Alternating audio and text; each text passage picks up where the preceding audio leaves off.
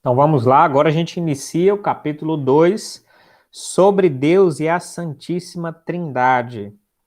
É claro que a gente não pode, não consegue definir Deus. Se você falar assim, faça uma definição de Deus, a gente não vai conseguir fazer isso num sentido exaustivo, pleno, completo, final, porque Deus é infinito, ele não vai caber na nossa definição. Entretanto, a gente pode arriscar algum conhecimento, alguma descrição baseada na palavra de Deus sobre quem é Deus. A isso a gente chama de definição, já sabendo que ela é limitada, já sabendo que ela é um rascunho, sabendo que ela é uma pitadinha de entendimento sobre o que é Deus com base no que ele mesmo nos mostrou. Mas essa pitadinha de conhecimento, olha então o que foi o que foram capazes de escrever os que trabalharam na Confissão de Fé de Westminster e nessa Batista, que pegou, de certo modo, a influência e alguns termos, alguns artigos da Confissão de Westminster, e olha o que eles falaram acerca de Deus. Olha que definição bela. Então, o que é Deus ou quem é Deus? Tá bom? Então, eles escreveram assim: o Senhor Deus, o Senhor nosso Deus, é somente um Deus vivo e verdadeiro, cuja subsistência é em si e de si mesmo, infinito em seu ser e perfeição, cuja essência não pode ser compreendida por qualquer outro, senão por ele mesmo. Um espírito puríssimo, invisível, sem corpo, partes ou paixões, a quem somente pertence a imortalidade, que habita em luz que nenhum homem pode acessar, é imutável, imenso, eterno, incompreensível, onipotente, em tudo infinito, santíssimo, sapientíssimo, completamente livre e absoluto, operando todas as coisas segundo o conselho da sua vontade imutável e justíssima, para a sua própria glória. É cheio de amor, gracioso, misericordioso, longânimo, abundante em bondade e verdade, que perdoa a iniquidade, a transgressão e o pecado, o galardoador dos que diligentemente o buscam, e contudo justíssimo e terrível em seus julgamentos, odiando todo pecado, e quem de modo algum terá o culpado por inocente. Eu fico toda vez que eu leio essa pequena definição, eu fico de boca aberta. Que texto belo, lindo, que texto bem articulado e que mostra só um pouquinho, como eu falei. A gente não consegue ir muito adentrar, vamos dizer assim, exaustivamente da pessoa de Deus, porque ele é infinito. Mas olha que definição maravilhosa. Imagine se alguém perguntasse para você o que é Deus, você falasse essa definição: o nosso Deus é somente um Deus vivo, verdadeiro, que subsiste em si mesmo, perfeito, onipotente, onipresente, onisciente, imutável, imenso, eterno, incompreensível, santíssimo, sapientíssimo, justo, poderoso, verdadeiro, galardoador, misericordioso, longânimo, cheio de amor, enfim. Imagine você responder nessas categorias. Que maravilha. Eu, quando eu estava estudando, fazendo meu seminário, primeiro livro que eu li de teologia foi o chamado A.B. Langston, um teólogo batista. E aí ele tem uma definição, quando a gente chegou em Deus também, ele tem uma definição bem interessante. Aí a definição dele é assim: quem é Deus? Aí ele define assim Deus. Deus é espírito, uh, Deus é espírito pessoal, perfeitamente bom, que em pleno amor cria, governa e dirige a todas as coisas. Que bacana, né? Deus é espírito pessoal, perfeitamente bom, que em santo amor cria, governa e dirige todas as coisas. Tá certo? Então, uma definiçãozinha de um teólogo aqui, definição de um concílio. Então, uma bela definição. Isso aqui está cheio de informações. Eu vou rapidamente pulverizar aqui alguns comentários sobre alguns termos desse e sobre o que eles querem ainda mais nos falar. Por exemplo, ali, ó, quando fala que há somente um Deus, está falando da unicidade de Deus. Apesar de a gente ter Deus como trindade, a gente também não pode dizer que são três deuses. Ele é um único Deus. Tá certo? E isso é em oposição à idolatria também. É somente um Deus, não existem vários deuses. Ele é um no sentido de unicidade, e ele é único porque não tem outros. Tá bom? Outra coisa, Deus vivo e verdadeiro, em oposição a falsos deuses. Então, ele é verdadeiro porque outros podem ser falsos. Então, nota, ele está falando contra a idolatria, é a definição, né? Tem um Deus e ele é verdadeiro. Ao contrário de se pensar em vários deuses que seriam falsos, tá bom? Cuja subsistência não pode ser aqui, não. Cuja subsistência é em si mesmo. Ou seja, isso aqui está falando da chamada independência absoluta de Deus. Deus não depende de nada e de ninguém. A sua subsistência é em si mesmo. Ele é completo em si mesmo. Tá certo? Não depende de nada, não tem carência externa, não depende de alimentação externa. Não é como ser humano, né? Eu preciso me alimentar, eu preciso de uma planta, de uma fruta, senão eu morro, eu preciso de água. Ele não precisa, o homem precisa de coisas externas a ele para sobreviver.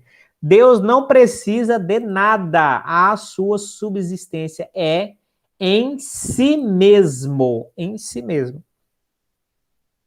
Tá bom? Ele é infinito, ou seja, esse termo quer dizer que ele não tem limitações e nem defeitos. Ele é diferente, então, de qualquer ser humano, cuja essência não pode ser compreendida por qualquer outro. Compreendida nos termos que eu falei, exaustivamente, absolutamente, plenamente. Essa essência nunca vai ser compreendida por qualquer outra, senão por ele mesmo, senão pelo próprio Deus, que vai entender a si mesmo. Mas nenhuma outra criatura vai lhe compreender perfeitamente. Tá certo? O que mais que é um espírito puríssimo? Puríssimo, então quer dizer que ele é 100% perfeito e ele é um espírito 100% espírito. Deus Pai. Ele está falando aqui do Deus Pai, não é isso? De Deus, da divindade, é espírito puríssimo. Por ser espírito invisível, sem corpo, sem partes ou paixões. Isso aqui só entra numa dificuldade. Isso aqui está mais falando da pessoa do Deus Pai, mas entra num tema teológico extremamente difícil. É quando você tenta relacionar esse conceito que é bíblico acerca do Pai com o conceito de Jesus Cristo, que assumiu um corpo, por exemplo. O Deus Pai é dito que, e de Deus, né? O próprio Jesus fala, Deus é espírito, importa que os seus adoradores o adorem em espírito e em verdade. Né? Espírito puro. Então a gente tem que depois dar um pulo para entender a pessoa do filho com um corpo, tá bom? Mas isso a gente deixa para outra hora. Mas aqui está falando de, vamos considerar a mentalidade acerca de Deus Pai. Não é isso? Então ele é um espírito puríssimo, invisível. Por isso que na Bíblia tem muito dito isso, ninguém jamais viu a Deus. E no Antigo Testamento as pessoas tinham um receio, porque no pensamento delas, ver a Deus, elas morreriam. Quem visse a face de Deus, morreria.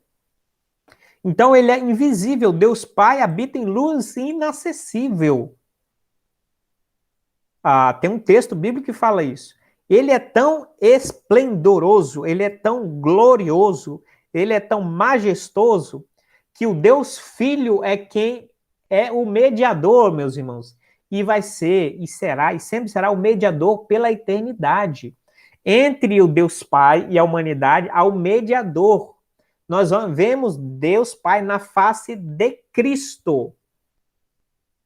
Porque por isso a curiosidade e a necessidade dos apóstolos, quando falaram com Jesus. Senhor, mostra-nos o Pai, isso nos basta, a essa curiosidade, essa necessidade de ver o Pai. E Jesus fala, eu estou aqui. Ou seja, em outros termos, ele está dando a entender ali ó, que vocês estão vendo o Pai na minha mediação. Estão entendendo como é rico isso e profundo isso? Então, nós vemos em Cristo, porque em Cristo a gente tem uma mediação que nos torna possível isso. Tá certo? Então, é isso que quer dizer que ele é espírito, ele é invisível, né? Ele não tem partes, não tem paixões, não tem partes, ele é um ser único, não tem partes, tá bom? Apesar de a gente falar Deus Pai, Filho e Espírito Santo, isso não são partes de Deus. Apesar de a gente falar onipotência, onipresença, onisciência, isso não são partes de Deus. Deus é um ser único e não é divisível em partes. Ele não tem paixões em sentidos ou afeições bem próprias do sentido humano, sentimentos humanos. Aí você pode pensar assim, ih, pastor, agora me deu um enrosco aqui na mente. Por exemplo, o ser humano tem um amor e tem um amor como sentimento. É claro que amor não é só sentimento, não é isso? Mas o ser humano experimenta um sentimento provindo do amor, tá bom? Deus não tem esse amor como sentimento. O amor de Deus não é sentimento, é postura, é decreto, é, postura de relacionamento, de comunhão com os seres dele. Não é tanto sentimental essas coisas. Deus não se entristece. Ai, mas eu vi na Bíblia a ira de Deus. A ira de Deus não é uma tristeza sentimental. Eu me entristeço, eu fico decepcionado. Deus não se entristece. A ira de Deus na Bíblia não é ele ficar tristinho, cabisbaixo, ou de repente ele ficar zangado, que nem os seres humanos. A ira de Deus expressa justamente a postura dele e que ele vai ter contra o pecado. E como ele agirá contra o pecado, mas não é sentimento. Por que o ser humano se ira, por exemplo? Porque ele se decepciona, porque ele tem limitações, porque ele pode prestar atenção. Sempre que você se irar, busque a causa. A causa está em alguma limitação humana. Deus não tem limitação. Então por que ele se iraria sentimentalmente? A gente tem o sentimento de surpresa, né? A gente toma sustos, a gente tem surpresa, a gente tem adrenalina, a gente tem euforia. Deus não tem. Por que a gente fica eufórico ou se surpreende com coisa? Porque a gente não sabe do futuro e a gente é surpreendido. E a gente não tem domínio sobre o futuro. Mas um ser que sabe de todas as coisas e todas as coisas já acontecem porque ele assim o decretou, ele não vai ter surpresa com nada. Portanto, ele não vai ter sustos, emoções, euforias, etc. Estão entendendo? Então, Deus não é esse poço de oscilação sentimental como os seres humanos. Ainda bem, que Deus não é humano como nós. Então, nós estamos aqui oscilando, morrendo. Ah, Senhor, um dia a gente chora, um dia a gente ri, um dia a gente está como leão dominando o mundo, outro dia a gente está para baixo, querendo morrer, um dia a gente está como Elias no Monte Carmelo, mandando fogo descer e destruindo tudo, no outro dia a gente está como Elias lá fugindo e pedindo a morte, e a gente é esse poço de oscilação. Deus está aqui, totalmente na sua condição, na sua estabilidade, sem se surpreender. A gente está desesperando, arrancando o cabelo fora aqui. Deus está aqui tranquilamente, ele não se surpreende. Não se surpreende conosco. Então ele não tem esse tipo de paixão, tá certo? Tipo de paixão, sentimento. Essa coisa é muito própria do ser humano, tá certo? Agora você pode pensar, mas na Bíblia tem muitas coisas que parecem dizer que, né? Por exemplo, partes. A Bíblia parece falar que Deus tem braço, Deus tem olhos, Deus tem mãos, o braço de Deus não está encolhido, que não possa abençoar. É isso, os olhos de Deus estão sobre aqueles, não sei o quê. Isso aí é a linguagem chamada de antropomorfismo, meus irmãos. Então, é uma linguagem metafórica, atribuir a Deus elementos humanos para representar alguma coisa nele. Então isso é chamado de antropomorfismo. O braço de Deus, o dedo de Deus. Né? Isso tem lá nos 10 mandamentos, foram escritos com o dedo de Deus. E quando eu era pequeno eu imaginava nem aquele dedo gigante vindo sobre a rocha e tipo um laser na ponta, escrevendo na rocha, uma criatividade infantil, né? Porque lá em Moisés, nas tábuas da lei, está escrito, foi escrito pelo dedo de Deus. Mas Deus não tem dedo como isso aqui, meus irmãos. É só um antropomorfismo. Da mesma maneira, quando se atribui sentimentos a Deus, a gente já percebeu que não tem muita lógica um ser perfeito, imutável, etc., ter essa variação sentimental, não é isso? E sentimentos é uma coisa muito própria humana também, mas apesar dele não ter esses sentimentos, a Bíblia às vezes coloca sobre ele palavras que dão a ideia de sentimentos. Então isso aí é chamado de um antropopatismo. É atribuir a Deus sentimentos humanos, mas não quer dizer que ele, da mesma forma que Deus não tem dedo, não quer dizer que Deus está feliz, que Deus está triste, que Deus, apesar de às vezes se utilizar palavras que dão essa ideia. Por exemplo, Deus se arrependeu, é muito debatido isso. Mas arrependimento não é uma coisa humana, né? A pessoa que se equivoca e quer voltar atrás, ou se entristeceu com alguma coisa. Então, o arrependimento ali não quer dizer esse sentimento de derrota, de que deu errado, eu vou consertar. Deus não se arrepende. Entendeu?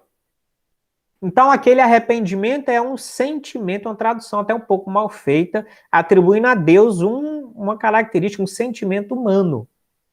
Mas o texto ali só, de repente, daria para indicar que não houve uma não aprovação de Deus na ação humana. Tá certo? Enfim, explicado isso, vamos avançar. Mais alguns detalhes dessa definição que são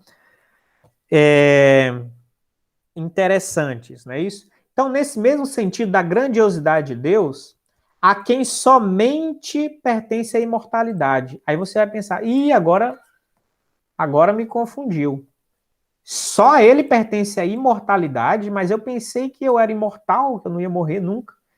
Então, essa imortalidade única de Deus aqui, ela está falando de uma imortalidade plena, imortalidade absoluta. Esse tipo de imortalidade só tem Deus. Por quê? Porque ele era e sempre será.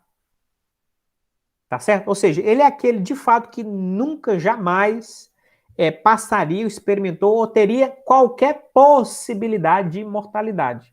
Agora, pensa o homem. Primeiro, o homem nem mesmo existia.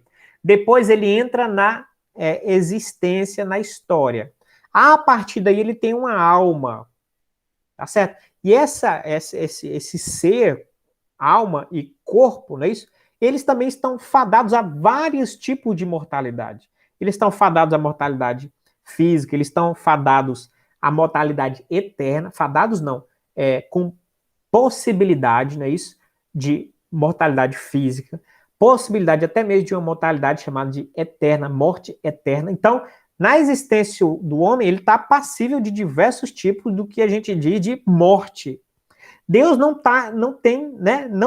tem risco, sofre e não está nem mesmo acessível a qualquer dessas possibilidades. Por isso ele tem a chamada imortalidade plena, absoluta. Só ele tem esse tipo de imortalidade. Tá certo? Então, só ele é plenamente. É como a gente dizer, só ele é plenamente bom, absolutamente bom. Apesar de a gente ter uma espécie de bondadezinha, Deus é o único que é bom.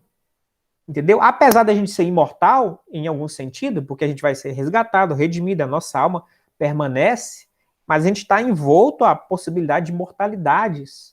Então, a gente não tem uma imortalidade absoluta plena, apesar de a gente ter imortalidade. Tá certo? Então, só ele pertence a essa imortalidade. Ele é imenso. Cadê aqui? Imortalidade. Ele habita em luz que nenhum homem pode acessar. Eu expliquei isso, também uma parte densa da teologia, explicar essa luz inacessível, tá certo? Mas a gente costuma dizer que Deus é tão glorioso, gracioso, que a criação não pode tete a tete, se aproximar e se, né? Então, a gente, irmãos, tem um teólogo assim que ficou até famoso, uma expressão dele, que ele diz assim: Deus é o totalmente outro. A gente tem só nuances, meus irmãos. No céu a gente vai conseguir compreender mais coisas, mas a gente tem nuances. Deus é o totalmente outro. Tá certo? Então a gente vai ter essa mediação na face do Filho. Mas o texto aqui, e não é que inventaram isso aqui, é o texto bíblico, tá aqui a referência, 5 aqui, ó.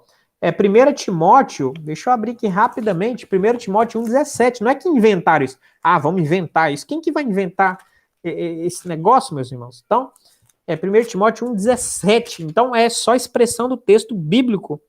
Tá aqui, ó. Assim, ao Rei eterno, imortal, invisível, Deus único, honra e glória para todos sempre. Amém. Tá certo? 1 Timóteo 1,17. Assim, ao Rei eterno, imortal, que é essa imortalidade que a gente falou, absoluta, né?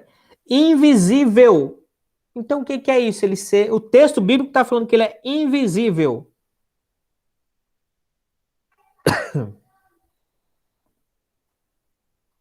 Tá certo? Que habita em luz que nenhum homem pode acessar. Se você disser invisível e falar que nenhum homem pode ver, tem diferença? Mas tem outro texto aqui ainda. Deuteronômio 4, 15. Tem outros textos também. Mas esses dois mencionados, né? Eu vou ver o Deuteronômio, o que está falando. Fiquei curioso agora. Deuteronômio 4, 15, 16. Está escrito o seguinte, e já estou acabando, tá? Não posso passar tanto tempo assim não do combinado com vocês. Deuteronômio 4, 15, 16. Tenham cuidado, guardem bem a sua alma, porque vocês não viram aparência nenhuma no dia em que o Senhor, o Deus de vocês, lhes falou em Horebe, no meio do fogo. Portanto, tenham cuidado para não se corromper e fazerem para si alguma imagem esculpida na forma de ídolo, semelhança de homem ou de mulher. Por quê? Vocês não viram forma, não se vê, invisível. Tá certo? Mas vamos continuar. Tá certo? Mais algumas observações aqui no texto. Invisível, cadê aqui, ó? Imenso, tá bom? Imenso está falando de onipresença e a sua imanência, a sua, né, a sua transcendência, melhor dizendo. Ele é imenso, ele cobre a terra e os céus. Ele é eterno, ele é incompreensível.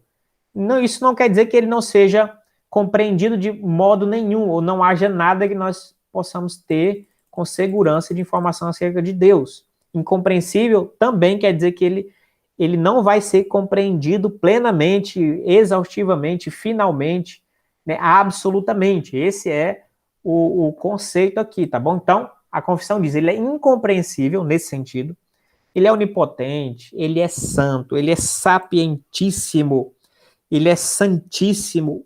Aqui a santidade dele vale mencionar duas coisas. Ele é santo em dois sentidos, metafísico e ético, tá bom? Santo no sentido metafísico significa que ele é separado de todas as coisas. Como eu falei, né? Ele é o totalmente outro. Então ele é separado e totalmente diferente de qualquer criação. E esse no sentido metafísico. Santo no sentido ético quer dizer que ele é perfeito em todo o seu ser, em toda a sua moral, em todo o seu juízo, todo o seu pronunciamento, em toda a sua ação, em tudo que ele é. Certo, meus irmãos? Então, uma pincelada aí nessa doutrina. E isso aqui, quando a gente trabalha só acerca de Deus, tem um nome, tá? Na teologia chama-se teontologia, ou doutrina de Deus, tá bom? De teos, né?